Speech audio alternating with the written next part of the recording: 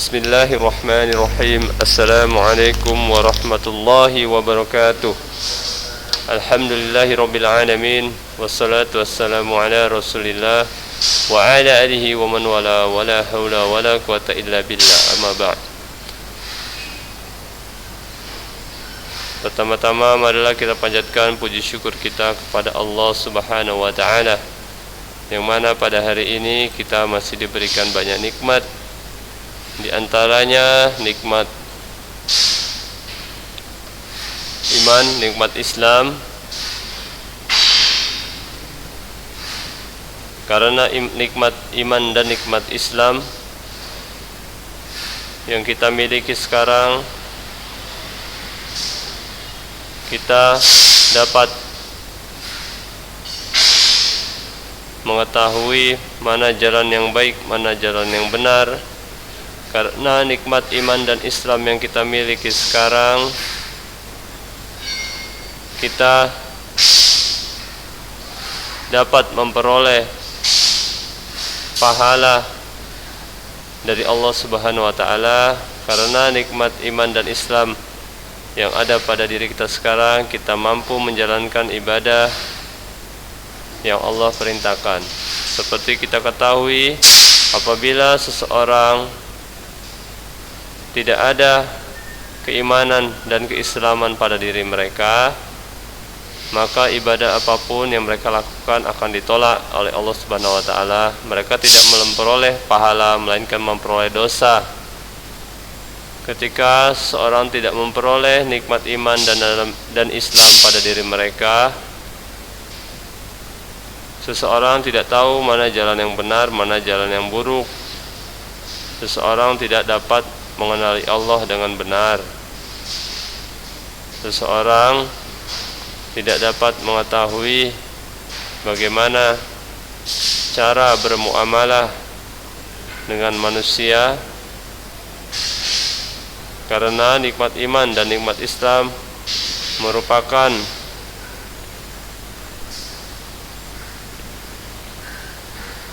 jalan ataupun cara yang Allah berikan kepada kita agar kita mampu mengarungi kehidupan ini, mampu menyelesaikan masalah-masalah hidup ini, mampu beribadah dalam hidup ini dengan baik dan benar. Di Islamlah yang ada jalan satu-satunya yang benar, ya. Semua solusi, semua cara, semua ilmu, ya, ada di dalam Islam, ya.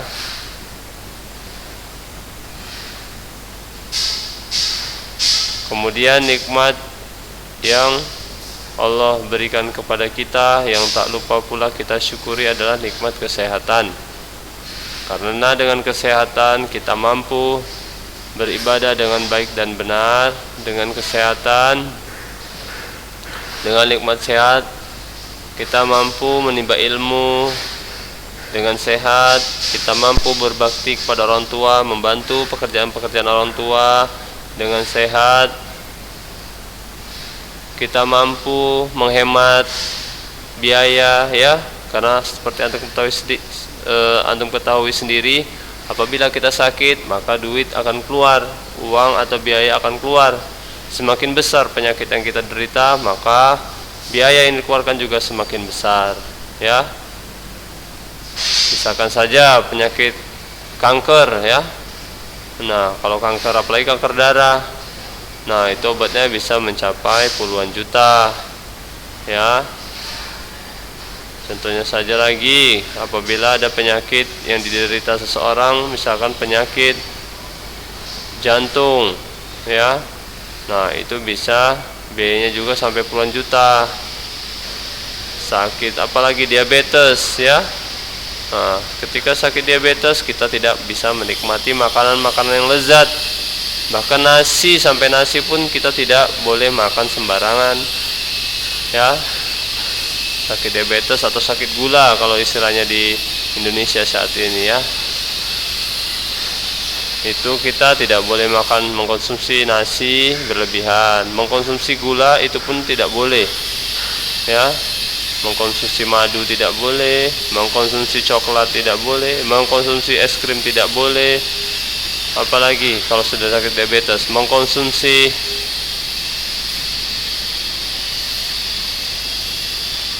kopi tidak boleh, mengkonsumsi buah berlebihan, buah-buahan tidak boleh, tidur berlebihan juga tidak boleh, ya. Kalau sudah sakit gula atau diabetes, sungguh itu cobaan yang sangat berat, ya. Maka dari itu kita harus bersyukur, ya. Kita masih diberikan oleh Allah nikmat kesehatan.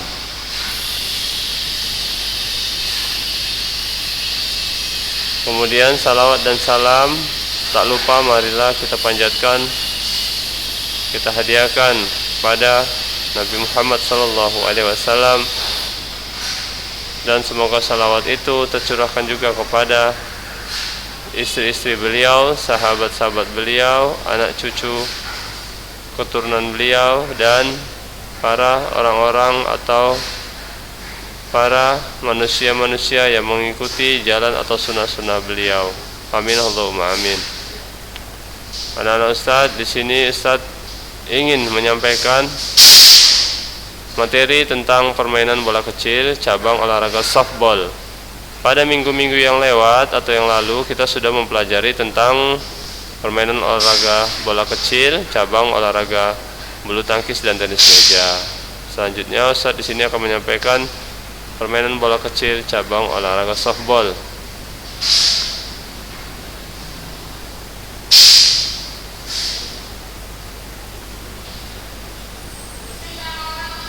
Kemudian di sini Ustadz juga mohon maaf karena bukan Ustadz nanti yang menyampaikan materinya, ya, karena Ustadz masih minim ilmu di sini, yaitu cabang olahraga softball. Kenapa? Karena Ustadz tidak ada mata kuliah atau mata pelajaran khusus untuk mempelajari olahraga softball ketika Ustadz kuliah di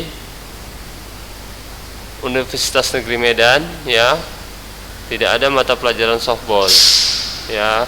Kemudian waktu Ustadz lanjut juga kuliah S2 di Jakarta, Ustadz tidak ada mempelajari mata kuliah softball. Nah, Ustadz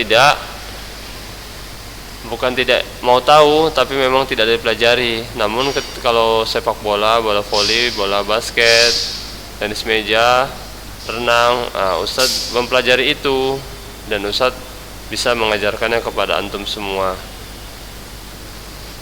Kalau untuk softball, Ustadz masih minim ilmu, ya. Semoga anak Ustadz bisa memaklumi. Baiklah, di sini Ustadz langsung saja memutar video tentang pembelajaran softball, ya. Di materi ini akan disampaikan oleh abang kita, ya, dari SMA Raya, ya.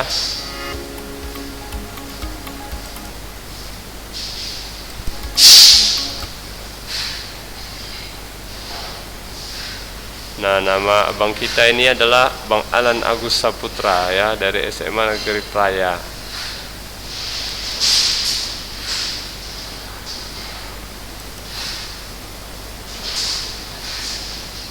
Memang di sini materinya untuk kelas 11, namun anak-anak Ustadz bisa juga mempelajarinya meskipun materi tentang kelas 11, ya. Sama kelas 11, 12, 8, 9 materinya sama tentang softball juga. Nah, semoga anak Ustadz paham apa yang disampaikan nantinya, ya. Selamat belajar, selamat menikmati. Tengah kalian, semoga kita semua terhindar dari bencana COVID-19 ini. Baik, Bapak sekarang akan menjelaskan bagaimana cara untuk permainan softball, yaitu permainan bola kecil. Jadi pada umumnya permainan softball adalah permainan yang dilakukan oleh dua regu yang terdiri dari setiap regu 9 orang yang memiliki tugas untuk menyerang dan bertahan. Kedua tim bertugas untuk menyerang dan bertahan. Nanti di setiap inning namanya, di sepak bola ada namanya babak, kemudian kalau di softball itu namanya inning. Nanti kita akan jelaskan bagaimana pergantian dari tim menyerang menjadi tim bertahannya seperti apa. Jadi seperti itu pada umumnya softball. Kemudian definisi softball. Softball adalah permainan bola kecil yang berasal dari Amerika, ya, yang dikembangkan dari permainan baseball. Jadi terlahir dari permainan baseball menuju softball. Softball sendiri sudah dipertandingkan di Olimpiade, ya. Permainan ini merupakan permainan tim atau tim beregu, sehingga memerlukan kerja sama yang baik untuk menghasilkan kemenangan. Nanti pada saat bermain kita akan membagi menjadi dua, tim offensive atau tim menyerang dan tim defense atau bertahan, ya. Oke, selanjutnya alat-alat dalam permainan softball. Yang pertama, di sini sudah saya mempunyai bat, ya, bat atau pemukul untuk permainan softball. Jadi ini alat yang sangat penting yang harus dimiliki oleh pemain softball atau sekolah-sekolah yang akan melakukan pembelajaran permainan softball. Kemudian yang kedua itu ada bola softball. Bola softball ini karakteristiknya tidak kenjal seperti bola kasti atau bola yang lain yang menggunakan karet. Ini tidak kenjal, ya, sehingga permainan bisa terkontrol. Kalau kenjal seperti bola kasti, bolanya jauh terbang melayang, ya, sehingga permainannya nanti tidak terkontrol. Selanjutnya yang harus dimiliki adalah glove. Glove itu adalah sarung tangan, ya, sarung tangan untuk tim bertahan, ya. Jadi yang tugasnya untuk memukul hanya tim penyerang tadi. Kalau tim bertahan harus memiliki glove yang pertama. Terus yang kedua helm, ya, helm. Kemudian yang ketiga body protector, pelindung diri supaya tidak kena dari bola. Soalnya bola yang dihasilkan nanti keras, hasil lemparan maupun hasil pukulan. Baik, kita masuk ke lapangan, ya. Di sini ada tugas dan posisi pemainnya.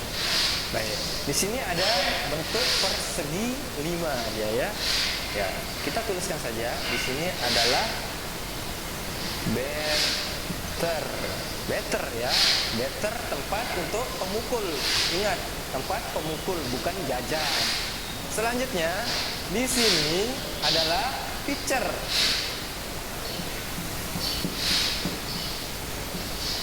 Ya, pitcher atau pelempar yang bertugas untuk melempar bola ke pemukul. Kemudian di sini adalah catcher. Di sini saja, biar lebih jelas, ya.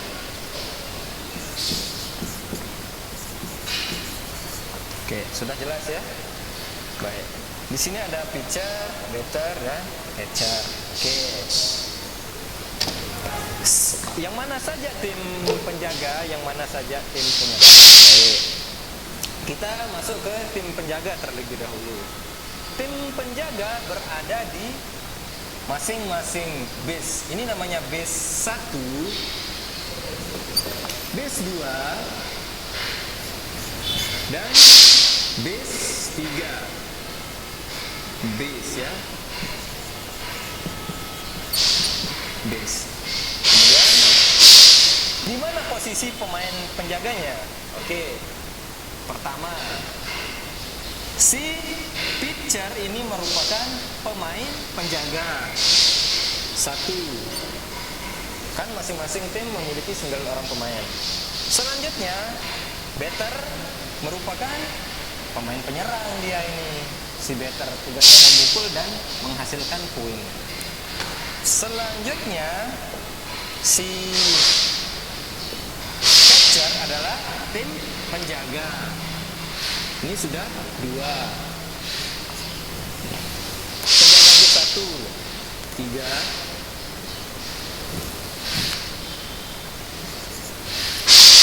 Penjaga base 2, 4. Penjaga base 3, 5. Sudah ya, penjaga base-nya sudah full terisi. Kemudian di sini ada penjaga nomor 6. Kemudian nanti di luar ada penjaga nomor 7, 8, 9. Oke. Nanti kita jelaskan ya. Oke, sekarang kita masuk ke sistem permainan ya. Sistem permainan softball. Saya rasa ini kita hapus dulu ya biar lebih menarik. Kita masuk ke permainan. Sorry, kita hapus dulu. Ada apa dah? Ya. Dalam permainan softball, di sini ada bangku cadangan atau tim penyerang. Tim penyerangnya di sini. Kemudian di sini adalah tempat para pemain yang mati di sini nanti. Oke. Jadi sebelum kita bermain, kita harus posting dulu atau switch ya kalau sudah di lapangan. Ya.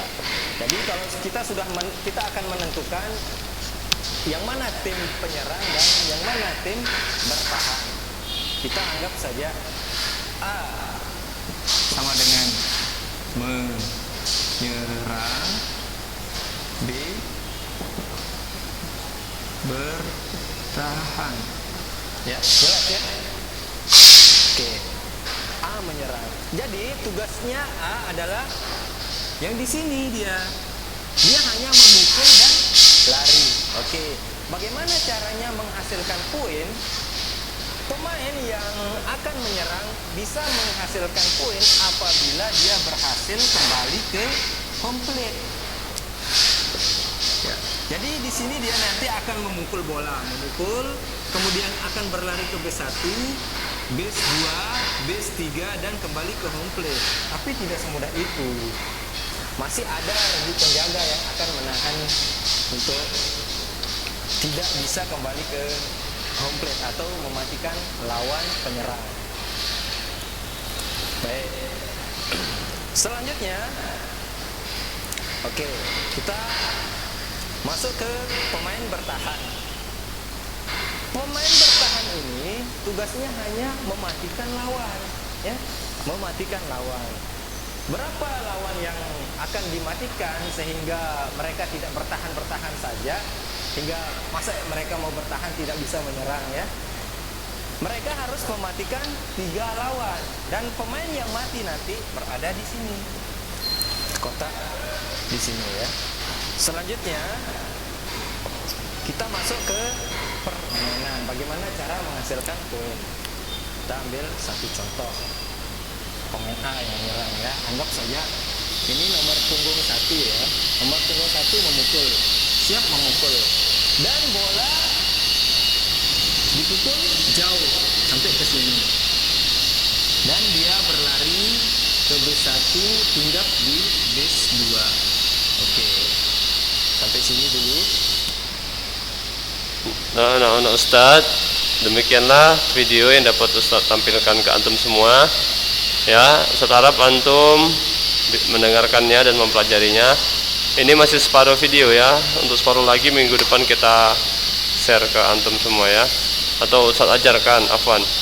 minggu depan Ustaz ajarkan lagi untuk video selanjutnya, atau Ustaz tampilkan lagi ya.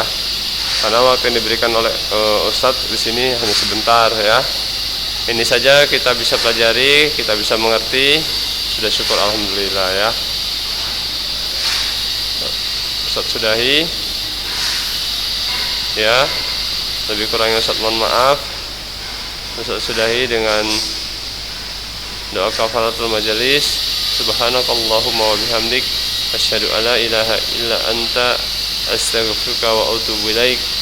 Assalamualaikum warahmatullahi wabarakatuh.